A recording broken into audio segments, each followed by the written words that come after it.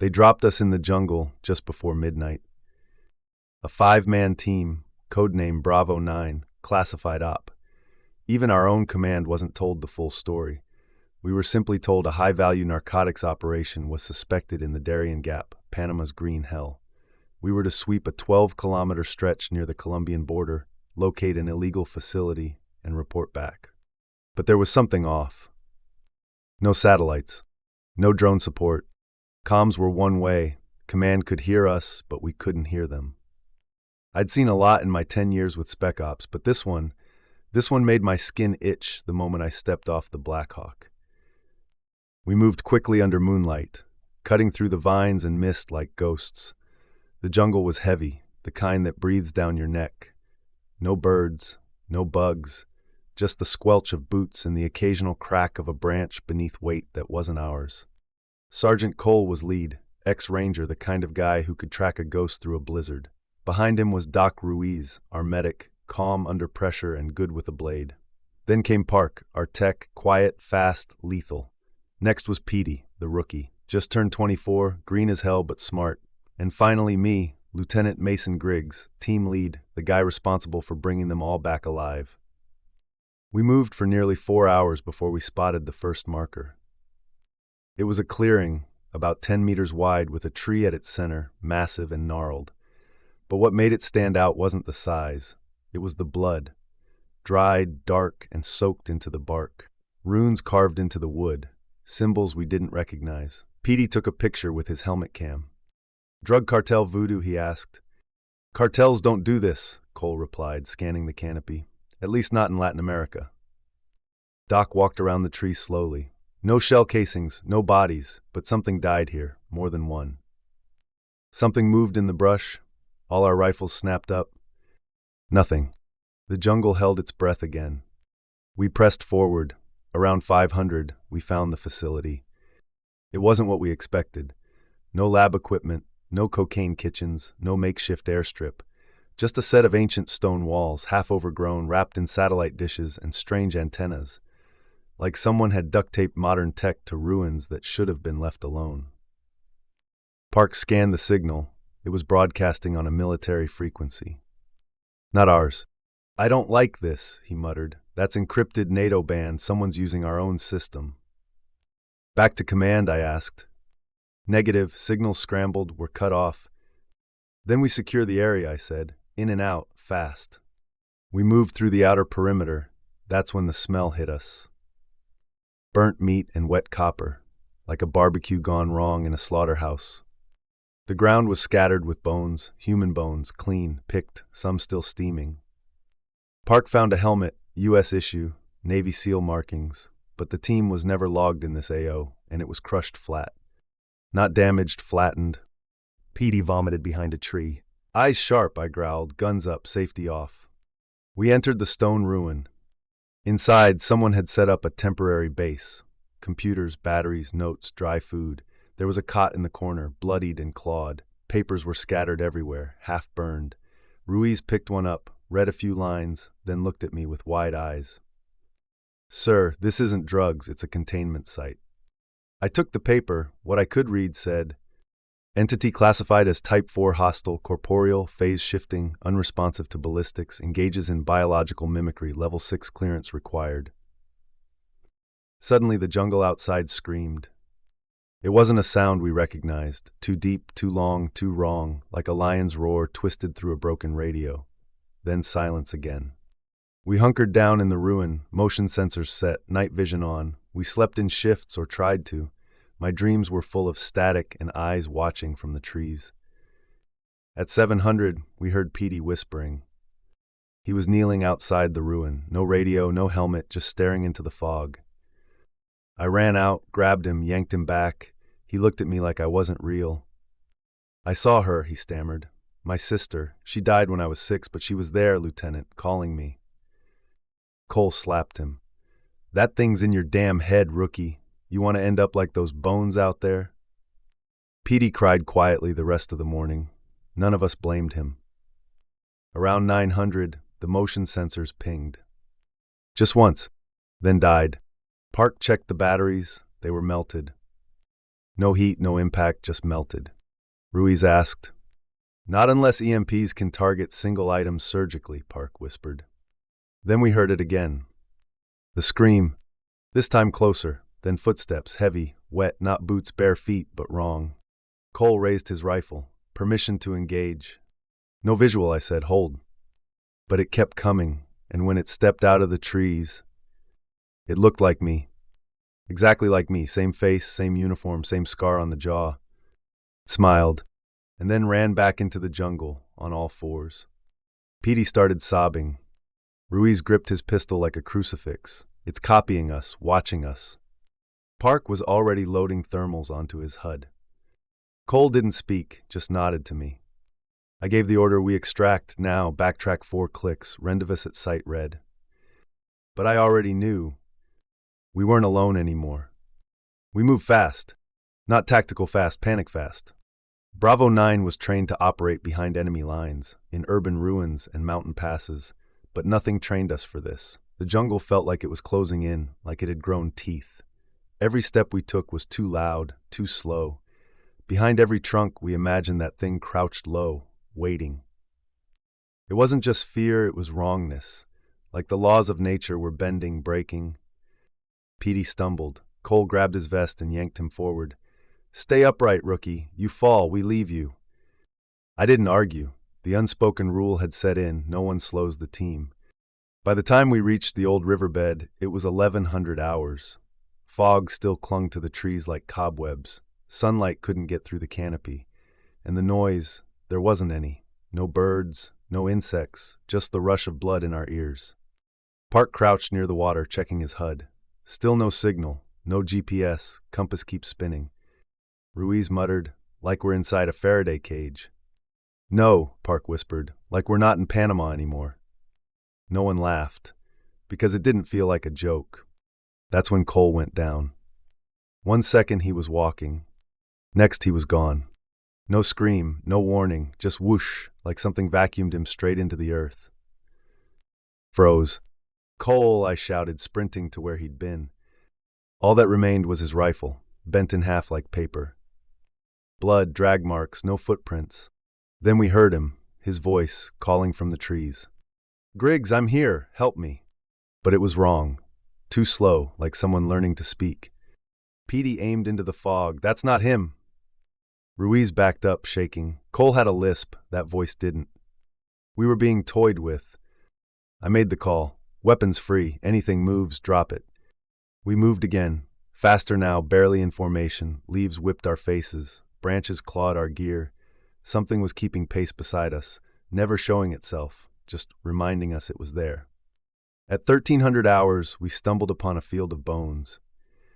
Hundreds of them, arranged in circles. Human skulls, old, clean, each with a military dog tag shoved through the eye socket. Park picked one up. U.S. Army, W. Broderick, 72. Ruiz blinked. That's Vietnam. What the hell were they doing in Panama? That's when the jungle screamed again. Closer than ever. And this time it split into 3 directions. It wasn't alone. Bullets erupted. Petey screamed and fired wildly into the trees. Park dropped prone and laid down, suppressing fire. Ruiz grabbed my arm, pulling me into cover. Contact! Contact left! Park shouted. But there was nothing to shoot.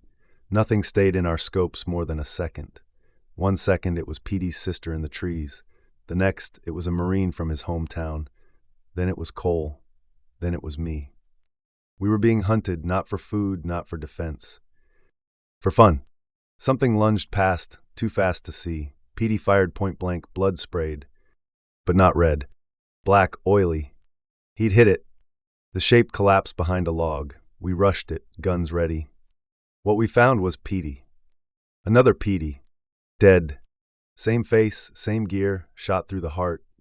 The real Petey stood over the corpse, shaking. That's me. Park scanned it with thermal. No body heat, it's like a puppet. Ruiz knelt beside it. The gear's all wrong. Serial number says 2019. He wasn't even in the army yet. I looked around. Move, it can clone us, and it can die, at least temporarily. We needed to get out of that jungle before it learned to be perfect. At 1500 hours, we reached the extraction marker, site red. Empty. No chopper, no smoke, just a flare burned out in the dirt and a trail of footprints that vanished mid-stride. Park checked his battery pack. "Sir, my gear's gone haywire, camera's feeding backwards." "Backwards?" I asked. "Yeah, it's showing us walking into the site, but we've been here for 5 minutes." Time was breaking, logic was breaking. And then Ruiz started muttering. He stared into the trees, eyes wide. "She's here," he whispered. "My wife, God Maria." He dropped his gun and started walking toward the brush. "Ruiz!" I grabbed him. He turned to me crying. "She's singing. The song we danced to at our wedding. It's her." "It's not," I said. "It's it." He screamed. "You don't know that. You don't." Then he vanished. No flash, no noise, just gone. Like he'd been erased. Park looked at me.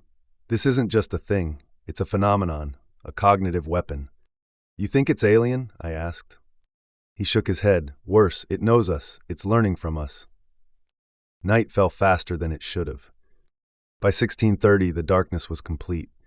The moon overhead flickered, like it was behind a broken film reel. We found a collapsed tower, a steel comm structure with blood-streaked solar panels, took shelter underneath. Park wired a trip line with C4, just in case. We didn't sleep, couldn't. Petey was breathing hard. His hands wouldn't stop twitching. "I don't want to die here, LT." "You won't," I lied. "I keep hearing voices, people I know, some I don't. One of them sounded like God." I looked at Park, he didn't respond. In the distance, something howled. Not an animal, not a man. Something in between. I reviewed our options. Stay and die. Move deeper and die. Wait, pray, hope. But then Park said something that made my stomach drop. "Sir, it's not killing us." I turned to him. "What?" He pointed to the forest. "It could have killed us 20 times already, but it hasn't, not really. Cole taken, Ruiz erased, but no blood, no bodies." I stared at him. "It's not hunting us," he said. "It's collecting us." That night I had a dream, a memory.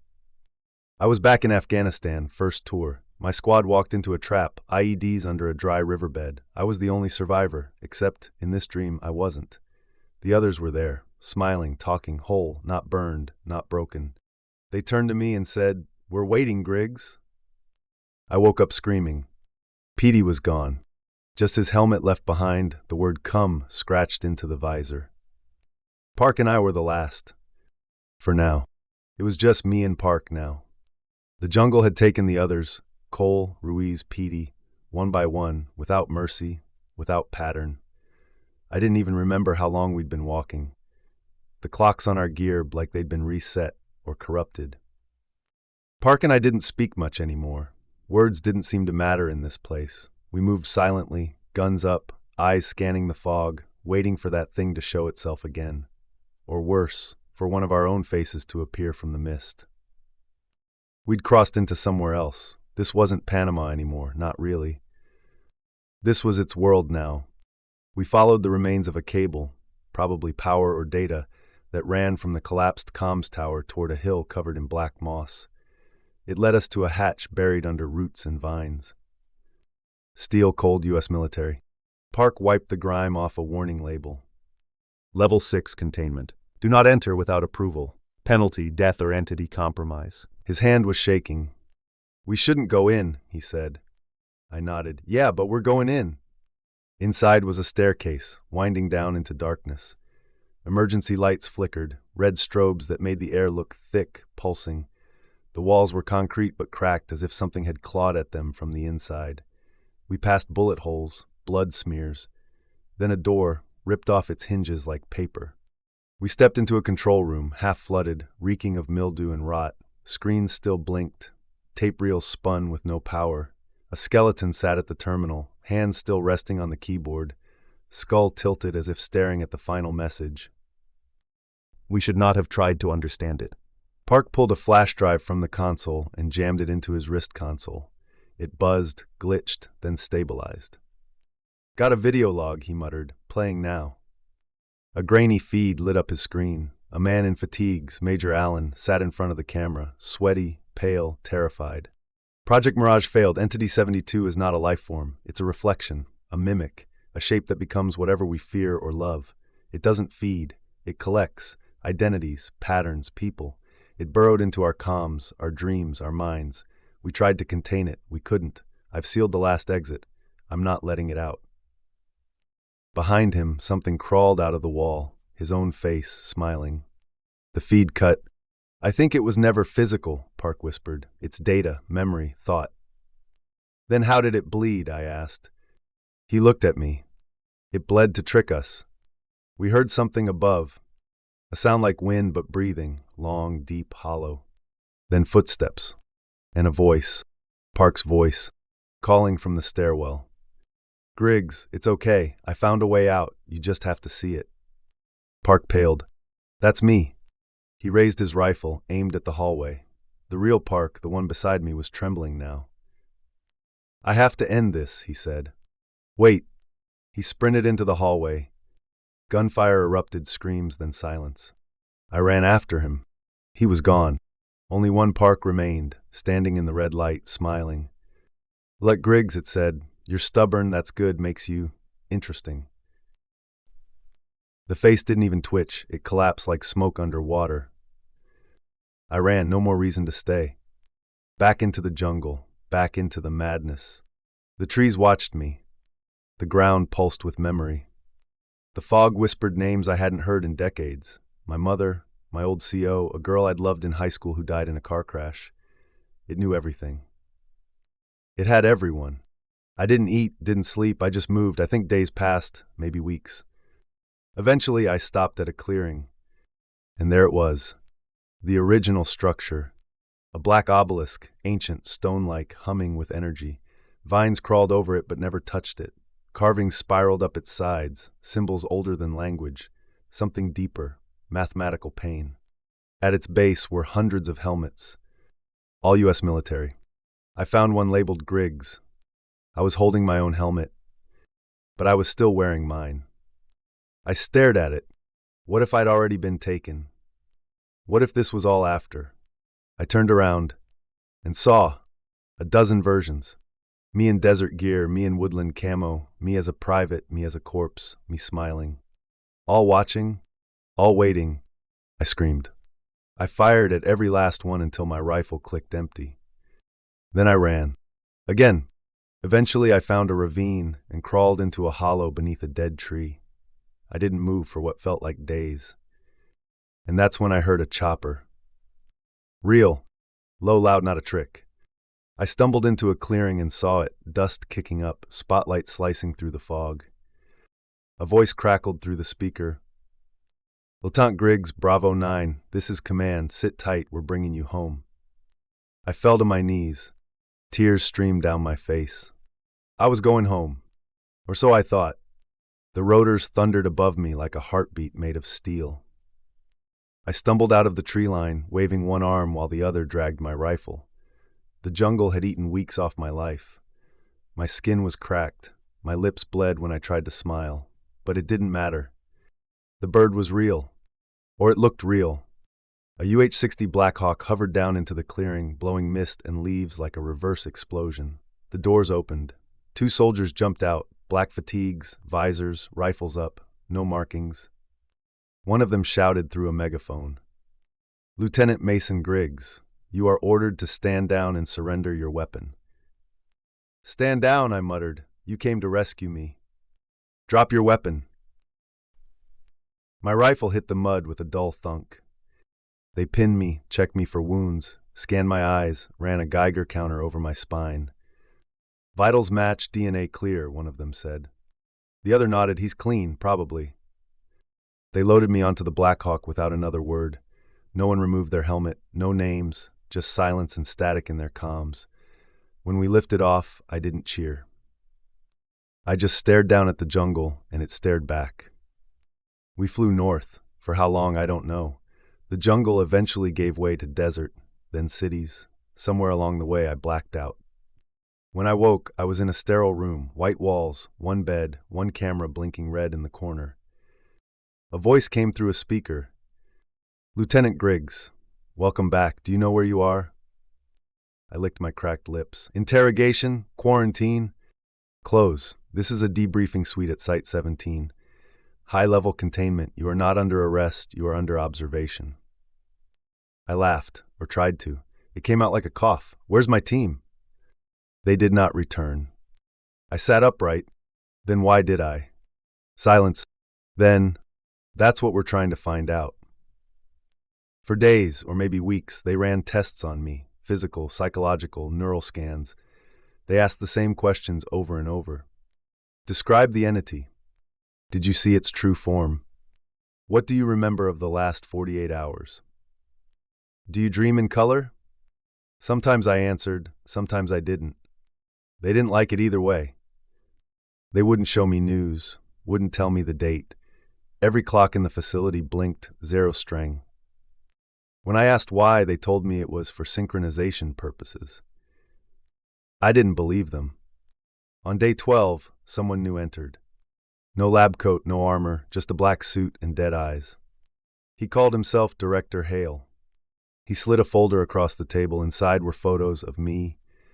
Hundreds, from childhood to boot camp, from Bravo-9's formation to our last known satellite position. And then photos I'd never seen. Me standing outside the jungle, me looking into the Obelisk, me surrounded by other versions of me, some in uniforms I'd never worn, some wounded, some smiling. One photo was labeled, Entity 72A Observed Self-Simulation Cycle 19. I closed the folder.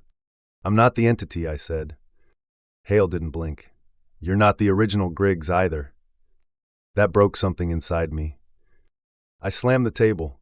I remember everything. I bled for that team. I buried them in my head 1,000 times. I am Mason Griggs. He leaned in, voice calm. Maybe you are. Maybe you're a perfect copy. The problem, Lieutenant, is that we don't know which is worse. He stood. You're being moved. They put me in a deeper cell this time. No lights, no windows. Only voices. Sometimes I heard Park screaming. Sometimes Petey laughing. Once I heard myself. I'm fine, I said. Let me out. The speaker replied in my own voice. You already are. Then came the power outage. Screams echoed through the compound.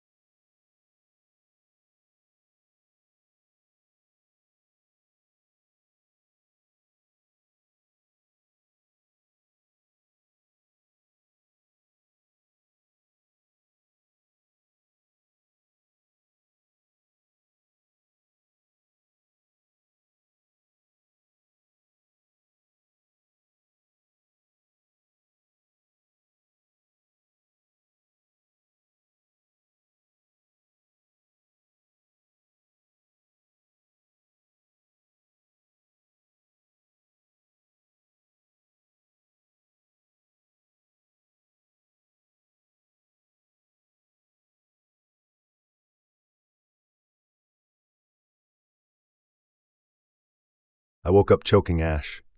Half buried in a crater, no gear, just my hands, shaking, burned. The sky above was real, blue, bright, no second moon, no shifting stars. I was alive. Around me, the remains of the obelisk smoked. A dozen smaller fragments still twitched like dead nerves. Stumbled. Nothing chased me. Nothing whispered. I was alone. Finally, I walked for what must have been days. A rescue team found me near the Panama border, half naked, delirious, coughing blood. They took me to a NATO field hospital, ran every test, found no foreign DNA, no psychological abnormalities. They said I passed. They said I was human. But they looked at me too long when they said it. A week later, I disappeared from the ward. I walked into the jungle. Again.